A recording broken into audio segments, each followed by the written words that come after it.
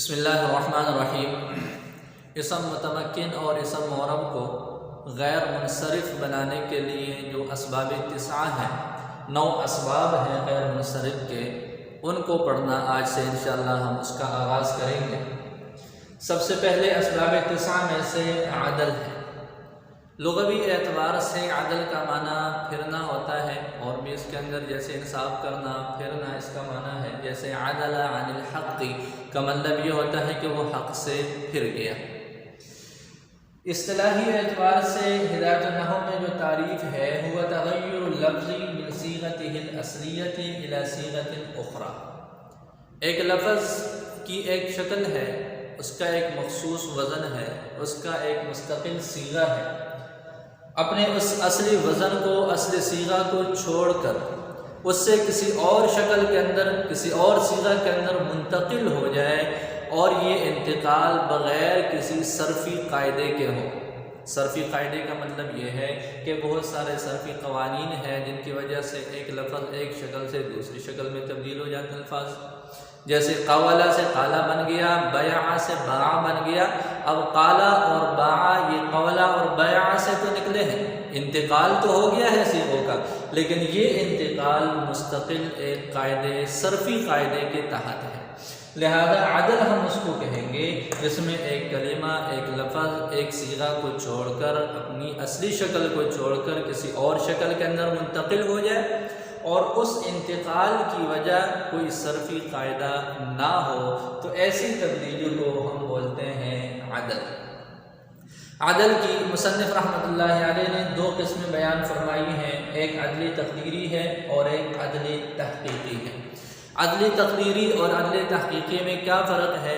دونوں کے اندر بنیادی فرق کی وجہ کیا ہے؟ تو وہ فرماتے ہیں کہ یہ عدل تقدیری اور عدل تحقیقی میں جو وجہ فرق ہے وہ یہ ہے کہ ہم دیکھتے ہیں کہ عربی کلام کے اندر ایک کلمہ ہے جو اپنی اصلی حالت پر استعمال نہیں ہے، لہذا وہ کس سے نکلا، کہاں سے وہ معدول ہے، اس کا اصلی وزن کیا ہے۔ تو اگر کلام عرب کے اندر اس کلمہ کو غیر منصرف پڑھنے کے علاوہ کوئی اور بھی اس کی دلیل موجود ہو، جس دلیل کی بنا پر ہم یہ کہیں کہ جی یہ کلمہ معدول ہے اور یہ فلاں سے نکلا ہے، تو ایسی صورت کو ہم کہیں گے کہ جی یہ عدل تحقیقی ہے۔ اور عدل تقدیری کس کو بولتے ہیں کہ کلام عرب کے اندر ہم دیکھتے ہیں کہ کلمہ غیر منصرف ہے، اس کے اندر صرف ایک سبب ہے جو اس کے غیر منصرف ہونے کے لیے ناکافی ہے، جیسے علم ہے، وصف ہے وغیرہ۔ اب وہاں پر باقی اوصاف جو باقی اس کے اسباب ہیں ان میں سے کچھ بھی نہیں ہے، لہذا وہاں پر اہل نحو مجبور ہو جاتے ہیں اس بات کے لیے کہ وہ کہہ دیتے ہیں کہ جی یہاں پر عدل ہے۔ لہذا اس کی دلیل کیا ہے، اس کی اصل پہ دلیل کیا ہے؟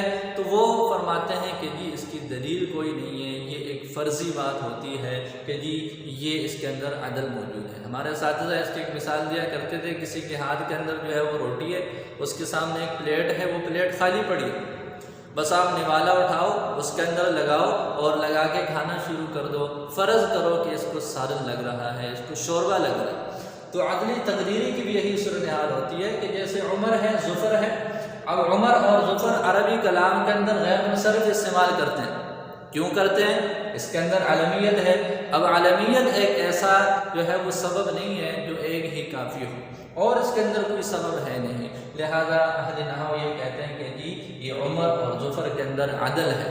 عدل کی کیا دلیل ہے؟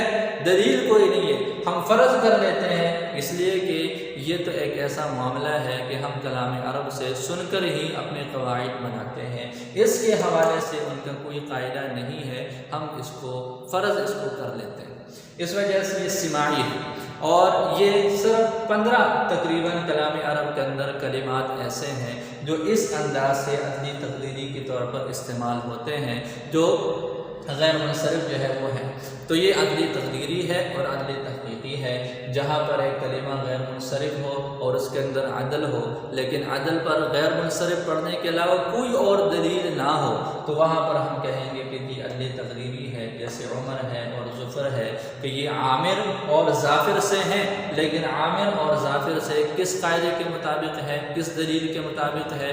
کوئی دلیل ہمارے پاس نہیں ہے، تو یہ عدل تقدیری ہو جائے گا۔ عدل تحقیقی کس کو کہیں گے؟ جہاں پر اس کے اندر عدل ہو اور اس کلمہ کو غیر منصرف پڑھا جا رہا ہو، اس کے اندر کوئی اور وہ سبب بھی موجود ہے اور سبب کے ساتھ ساتھ عدل ہو اور اس عدل کی کوئی دلیل ہو۔ یہ انشاءاللہ ہم یہاں پر پڑھ لیتے ہیں کہ وہ دلیل کیسی ہوتی ہے، جیسے اخر اور جمعہ ہے۔ اب ہم دیکھتے ہیں کہ دلیل کیسے ہے، غیر منصرف پڑھنے کے علاوہ اور اس کی اصل پر دلیل کیا ہے؟ تو اس کی مثال یہاں پر دو دی ہوئی ہیں۔ اخر ہے ایک لفظ، اب اخر کلام عرب کے اندر غیر منصرف استعمال ہے، یہ ایک وصف ہے، لیکن وصف یہ غیر منصرف پڑھنے کے لیے کافی نہیں ہے، کوئی اور اس کے ساتھ جو ہے دلیل، کوئی اور اس کے ساتھ سبب نہیں ہے۔ اس وجہ سے اہل نحو نے کہا کہ جی اس کے اندر جو ہے وہ عدل ہے۔ عدل کیسے ہے، اس کی دلیل کیا ہے؟ تو اس دلیل کو وہ اس انداز سے ذکر کرتے ہیں کہ اخر یہ اخرا کی جمع ہے، اسم تفضیل مؤنث فعلا کی وزن پر اخر یہ اخرا کی جمع، اور اخرا جو ہے یہ مؤنث ہے اسم تفضیل مذکر آخر کا، اور اسم تفضیل کے لیے قاعدہ یہ ہے کہ اس کا استعمال تین طریقوں میں سے کسی ایک طریقے پر ہونا ضروری ہے، یا تو اس کے اوپر الف لام ہو، جیسے زید الافضل، یا پھر یہ اضافت کے ساتھ ہو جیسے افضل القومی، یا پھر یہ من کے ساتھ ہو جیسے فلاں افضل من فلاں۔ تو یہ اسم تفضیل کے استعمال کے یہ تین طریقے ہیں۔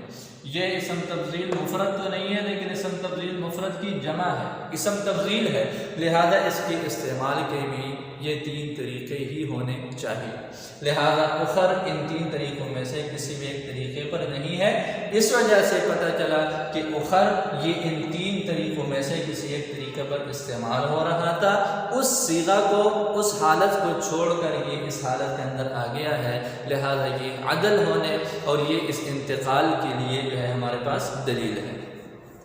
اگلی مثال ہے جمعہ کی۔ جمعہ یہ جمع ہے جمعہ کی،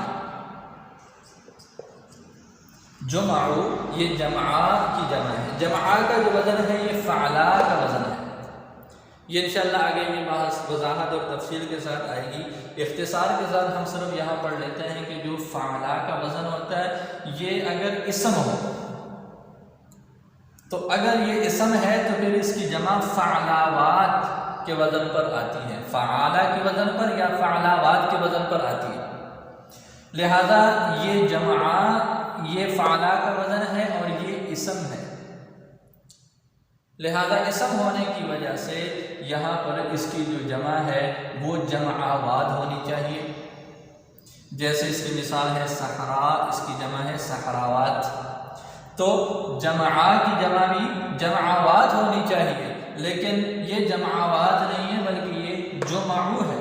اس سے پتہ چلا کہ یہ جمعو، یہ اس سے تو اس کی جمع آ ہی نہیں سکتی، لہذا پتہ چلا کہ اس کی جمعو کی جو اصل ہے وہ جمعاوات ہے، اس جمعاوات سے یہ منتقل ہو کر اس سے جو ہے متغیر ہو کر یہ جمعو کے وزن پر آ گیا، لہذا اس کے اندر یہ عدل پر جو ہے اس کی دلیل ہے اور یہ عدل تحقیقی ہے۔ تو عدل کی دو قسمیں پڑھ لی، عدل تقدیری اس کی یہ مثال ہے، عدل تحقیقی جس کی یہ مثالیں ہیں۔ پھر اس کو تحقیقی ہم کیوں کہہ رہے ہیں، اس کی دلیل کیا ہے اس انتقال پر، تو یہ یہاں پر ہم نے اس کی دلیل بھی پڑھ لی۔ اس کے بعد اگلا مسئلہ ہے وہ یہ ہے کہ عدل غیر منصرف کے اسباب میں سے ظاہر ہے عدل ایک ایسا سبب ہے جو اکیلے تو غیر منصرف کے لیے کافی نہیں ہے، لہذا کس کے ساتھ جمع ہو سکتا ہے، کس کے ساتھ جمع نہیں ہو سکتا۔ تو سب سے پہلی بات تو یہ ہے کہ یہ وزن فعل کے ساتھ جمع نہیں ہو سکتا، ایسا کبھی بھی نہیں ہوگا کہ کسی کلمہ کے اندر غیر منصرف کے اسباب میں سے عدل بھی موجود ہو اور وہ وزن فعل کے ساتھ جمع ہو جائے۔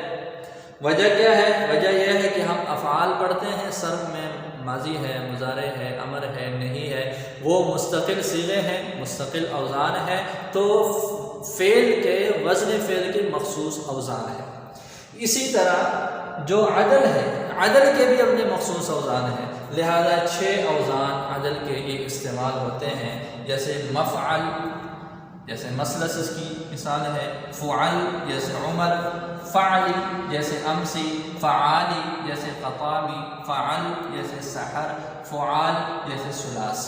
یہ 6 اوزان ہیں اس کے عدل کے، جو فعل میں سے کوئی بھی وزن نہیں ہے، لہذا پتہ چلا کہ عدل اور وزن فعل کا آپس میں اجتماع نہیں ہو سکے گا، اس لیے کہ ہر ایک کے مختلف اور مستقل اپنے اوزان ہیں جو ایک دوسرے کے ساتھ مل نہیں سکتے۔